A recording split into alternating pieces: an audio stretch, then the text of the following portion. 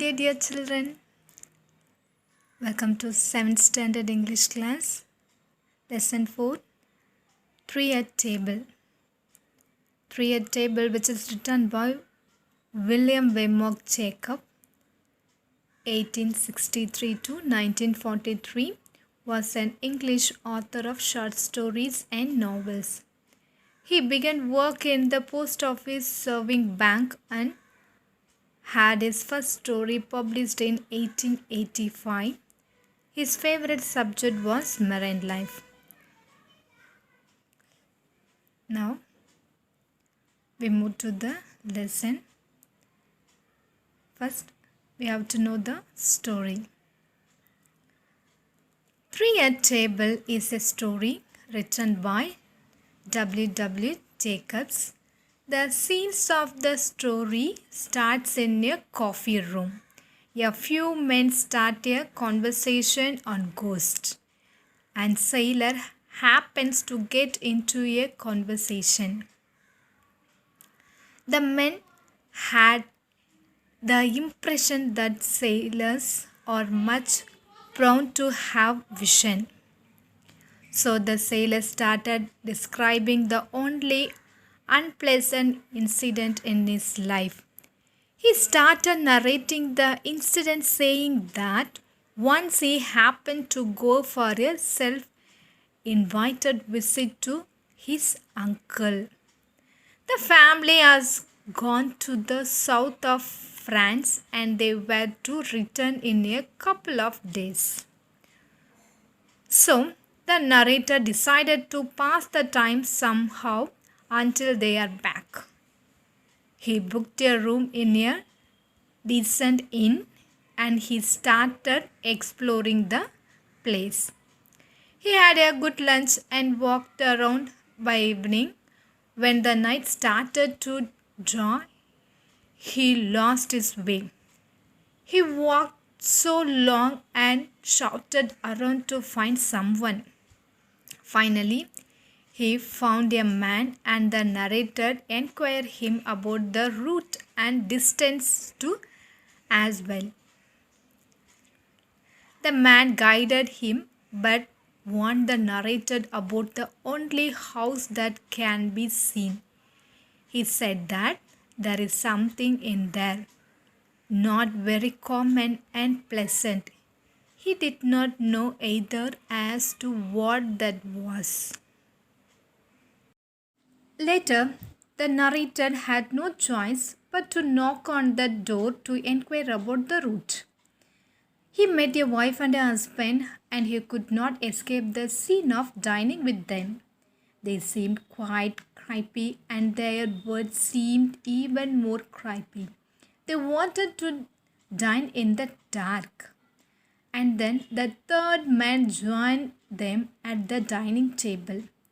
At first, the narrator and the man had good terms, but even the narrator happened to see the man through the light of the fire. He got terrified. The man's face was like a wolf-like figure. Then the old man explained to the narrator about the accident that took place on his son and how from then on they took up retirement. The man regretted that he came to dine with him. It was his father's idea to dine in the dark because he wanted his son to dine with them as it is his birthday. The narrator is a kind-hearted man. It was okay for him to be in the light and dine with the birthday boy. He sorted out things to give him a proper birthday. Now, we enter into the lesson, Three-Head Table. Sailors always have tales about their voyage around the world. Read a story about a veteran sailor who one day decided to go out for a walk in the English countryside. Here is his narration about a strange incident. Veteran means Somebody who has had a long service or experience in a particular occasion or field. The talk in the coffee room was about ghosts. I couldn't advise you to believe all though, said a clean shaved man who had been listening without speaking much. You see, when a sailor gets ashore, he is expected to have something good to tell, and his friends would be rather disappointed if he had not. Get ashore means return after a sea voyage. Oh, sailors are very prone to sea vision, interrupted another man firmly. Prone to see vision means likely to see things in their dreams or imagination. Now, I have been at sea 30 years, and the only unpleasant incident of that kind occurred in quiet English countryside, said the clean shaved man. I was a young man at the time, he began. I had just come back from China. My family was away, so I invited myself to stay with an uncle. When I reached the place, I found it closed, so I decided to put up at the Royal George, a very decent inn. The next morning, after a last breakfast, I set off for a brisk day's walk. The day was bright and frosty. I lunched luxuriously on bread and cheese in a small inn and decided to go a little further before turning back.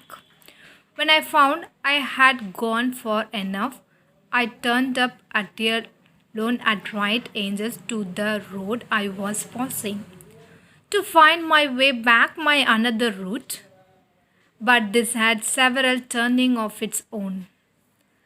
I was soon caught up in a fog and wandered about miserably, occasionally shouting on the chance of being heard by some passing shepherd.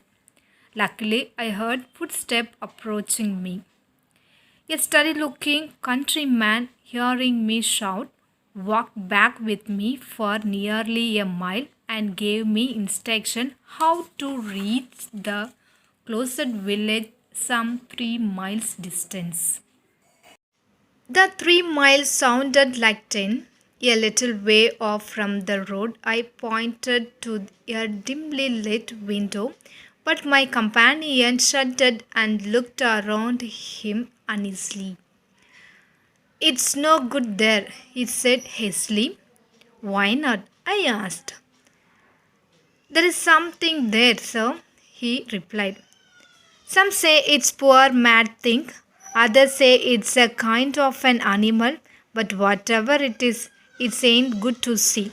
Well, then I said good night.